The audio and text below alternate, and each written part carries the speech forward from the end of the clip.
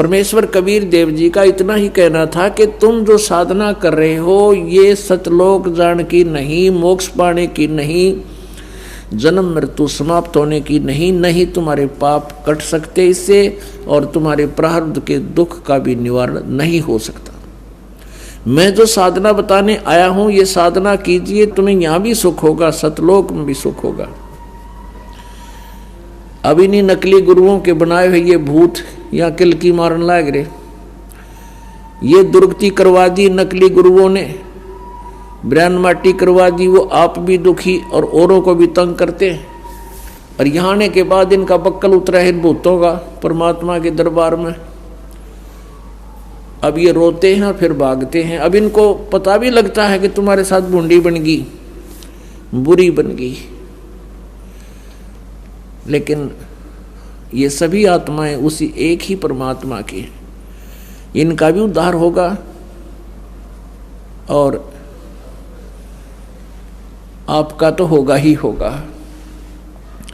ऐसे बहुत से प्रमाण हैं, क्योंकि जो अच्छी आत्माएं हैं वो भी मृत्यु को प्राप्त हो चुके हैं, वो भूत बन गए, उनका स्वभाव अब भी अच्छा है प्रेत बनने के बाद भी, और फिर वो अपने ही परिवार के घर में आते हैं। ऐसे बहुत से प्रमाण हैं जो अपने इस ज्ञान को समझकर वो भूतों ने, उन प्रेतों ने अपने ही परिवार के जनों से कहा कि आप वहां जाओ, बरवाला आश्रम हरियाणा में, वहां तुम्हारा कल्याण होगा। तो पुण्यात्मा, ये प्रेत जो भूत बने हुए ये भी वही आत्मा है परमात्मा की। इनमें जो अच्छी आत्मा होती हैं वो यहाँ आने के बाद तुरंत खिसक जाती हैं, उनको पता लग जाता है कि तुम्हारा यहाँ पार पड़े को नहीं। और जो नीच टाइप हैं वो जूते खा कर जाएंगे, उनको भागना पड़ेगा, क्योंकि भगवान के दरबार में बकवादी की जगह नहीं।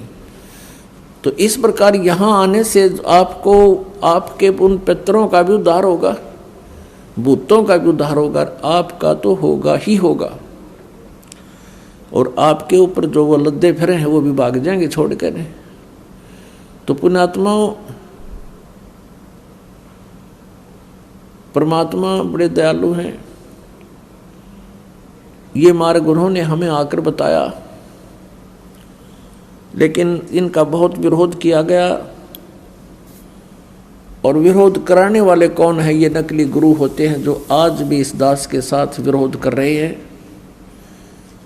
लेकिन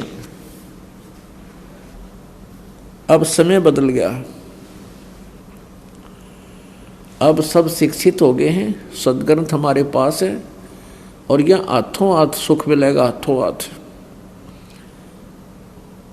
दुखी प्राणी को परमात्मा तुरंत सुख देगा, लेकिन हम मन में दोष रख कर आते हैं, क्योंकि हमारे भक्त समझाते हैं कि आप वहाँ चलिए, आप सुखी हो जाओगे, आपका रोग कट जाएगा। तो मुश्किल से तो वो तैयार करके लाता है हमारा भक्त, और फिर उसके मन में दोष रहता है कि देख लेता हूँ नाम लेकर, कुछ आराम होगा ठीक है, नहीं तो छोड़ दूंगा। तो ऐसे डबल माइंडेड व्यक्ति का परमात्मा हाथ नहीं पकड़ता। यहाँ तो सच्चे दिल से समर्पण करना होगा, सच्ची आत्मा से अर्ध लगेगी, तब अर्जी स्वीकार होती है और तभी सुख तुरंत प्रारंभ होता है। तो पहले हम आप जी यहाँ आते हो, आपके ऊपर पिछली जो पूजाओं का इतना प्रभाव होता है, जल्दी से उनको त्यागना नहीं चाहते हैं। और यहाँ आकर नाम उपदेश लेने के बाद आप जी ने आन उपासना भूल के भी नहीं करनी, ना ही कोई नियम भंग करना। तो देखना कैसे लाभ हो, लाखों लोगों को सुख हो गया। तो इस प्रकार परमात्मा ने हमारे ऊपर रजा बख्श रखी है, कबीर जी ने, इसका हमने लाभ उठाना है। तो परमात्मा क्या बताते थे? उन्हीं के परमेश्वर कबीर देव जी द्वारा बताए गए ज्ञान को गरीबदास साहिब जी ने सेकंड किया है। भेड़ पूछ को पंडित पकड़ ये बादो नदी बिहंगा, गरीबदास वे भव जल डूबे नहीं साध सत्संगा। कि जिनको संतों का संग नहीं मिला वो इस संसार रूपी सागर में फिर से डूब जाते हैं। यहीं रह जाते हैं, ये पार नहीं होते हैं। किसी भी सदग्रंथ ने आप देखिएगा, जैसे गीता जी अध्याय नंबर 4 के श्लोक नंबर 34 में कहा है कि हे अर्जुन, तू उस ज्ञान को, तत्व ज्ञान को तत्वदर्शी संतों के पास जाकर समझ, उनको दंडवत प्रणाम करने से, कपट छोड़कर विनम्र भाव से प्रसन्न करने से वह तत्वदर्शी संत आपको उस परमात्म तत्व के बारे में जानकारी देंगे। यजुर्वेद अध्याय नंबर 40 के श्लोक नंबर 10 में कहा कि कोई तो परमात्मा को जन्म लेने वाला आकार मानता है और कोई परमात्मा को जन्म ना लेने वाला निराकार मानता है। परमात्मा कैसा है उसके विषय में तत्वदर्शी संत ही विशेष जानकारी रखते हैं, उनसे पूछो। और ऐसा ही प्रत्येक संत ने कहा है।